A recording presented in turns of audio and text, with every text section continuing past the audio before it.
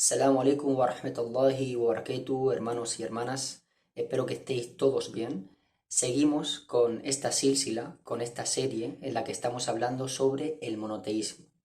En los episodios anteriores hemos hablado sobre la importancia del monoteísmo en el primer capítulo. Después, en el segundo capítulo, hablamos sobre seguir al profeta y a los sahaba en ese entendimiento del monoteísmo y en su puesta en práctica. En el tercer capítulo hablamos sobre los tipos del monoteísmo. Y en este episodio vamos a hablar, inshallah ta'ala, sobre dos cosas muy importantes.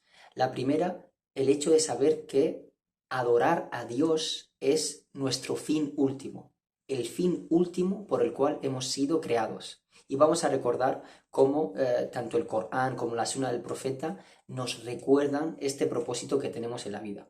Y el segundo punto que vamos a ver en este capítulo es la importancia de decir La ilaha illallah con sinceridad. Estos son los dos puntos que, inshallah, vamos a tratar en este capítulo.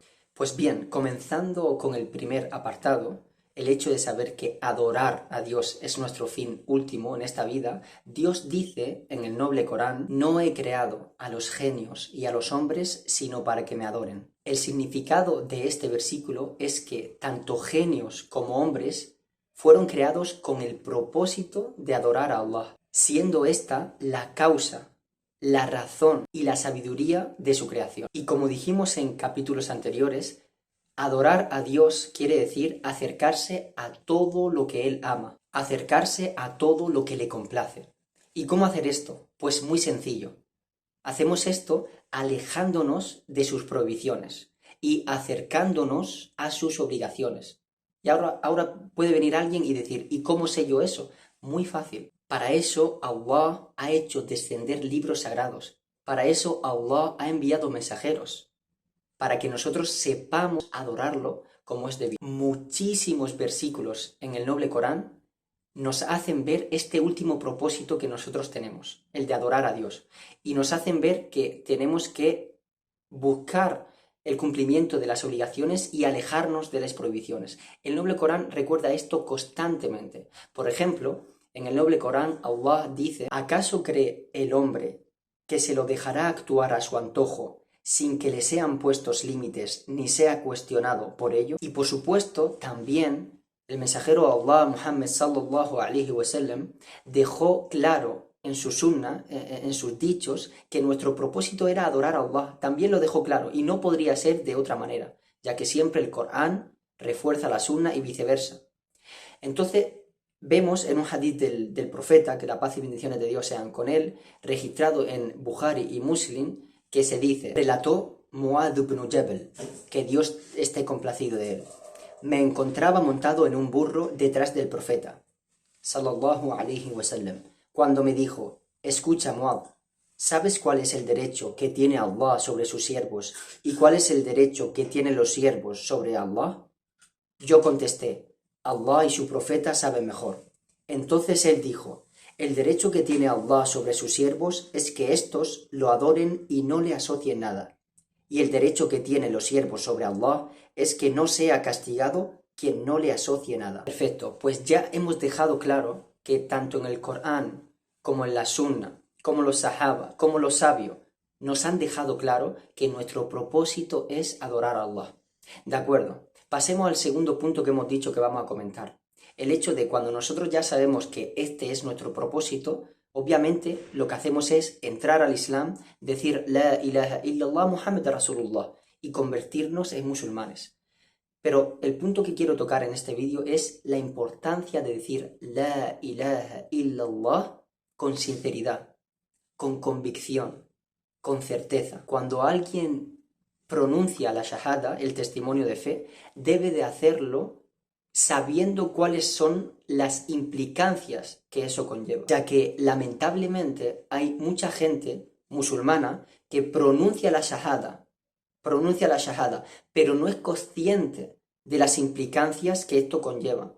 Digamos que dicen la shahada o son musulmanes en muchas ocasiones, lamentablemente, por tradición o por cultura, por pura costumbre, asemejándose a lo que Allah dice en el noble Corán. Encontramos a nuestros padres en una religión y hemos seguido sus huellas. De esta manera están actuando de una manera que no es sincera. Están actuando por la presión social, por la presión familiar. No están siendo musulmanes por Dios, sino simplemente están siguiendo las huellas de su sociedad, las huellas de su familia, las huellas de sus amigos. Obviamente no hay sinceridad en esto. Y es por eso que muchos de estos musulmanes que no conocen las implicancias del monoteísmo, del tawhid, caen en actos de asociación, cometen actos de shirk, ponen en el lugar en el que solo debe estar Allah a otros, adoran como se debe de adorar solamente a Allah a otros. Y esto es porque no conocen las implicancias de el monoteísmo, de la ilaha illallah. No dicen la ilaha illallah de una forma sincera, con convicción, con certeza, conociendo sus implicancias. Entonces te hago una pregunta. Tú que me estás escuchando, tú que has nacido en una familia musulmana. Está claro que muchos de vosotros me estaréis escuchando y sois musulmanes conversos, pero en este momento me refiero y me dirijo a aquella gente que habéis nacido en una familia musulmana. Pregúntate a ti mismo, dedícate un tiempo a pensar, ¿soy musulmán porque he nacido en una familia musulmana o soy musulmán por convicción? Es muy importante tener esto claro. A veces no nos lo preguntamos. Es importante. Y si después de hacer esta meditación, esta reflexión, te das cuenta de que estás siendo musulmán por pura presión social y sin convicción, pues entonces debes de cambiar. Debes de cambiar tu situación y dirigirte a Allah con sinceridad. Volver al camino recto teniendo convicción de qué quiere decir la ilaha illallah. Diciendo la ilaha illallah con sinceridad y conociendo sus implicancias. Ahora bien, supongamos que, alhamdulillah, gracias a Dios, eres de aquellos musulmanes que dicen la shahada con convicción, con sinceridad, con certeza, conociendo sus implicancias, dejando a un lado la cultura y la costumbre. Imaginemos que eres de esos musulmanes y le pedimos a Allah que seas de ellos. Lo que tienes que llevar cuidado y precaución es de no cometer pecados. Lo que tienes que llevar cuidado de ser de aquellas personas que cometen pecados y a causa de esos pecados su fe disminuye, su imán disminuye y a causa de esa disminución de su fe empieza a pronunciar la shahada con menos sinceridad y menos convicción de lo que lo hacía en un principio. Es muy peligroso. Cuando una persona empieza a cometer pecados, su imán baja. Y este imán bajo provoca que no diga la shahada con la convicción y con la certeza con la cual lo hacía en un principio. Incluso puede llegar al nivel tan bajo de que por culpa de esos pecados, por culpa de esa disminución de la fe, empieza a cometer shirk. Empieza a cometer actos de asociación con Dios, ya sea politeísmo mayor o politeísmo menor, ya sea shirk al-akbar o shirk al-asghar.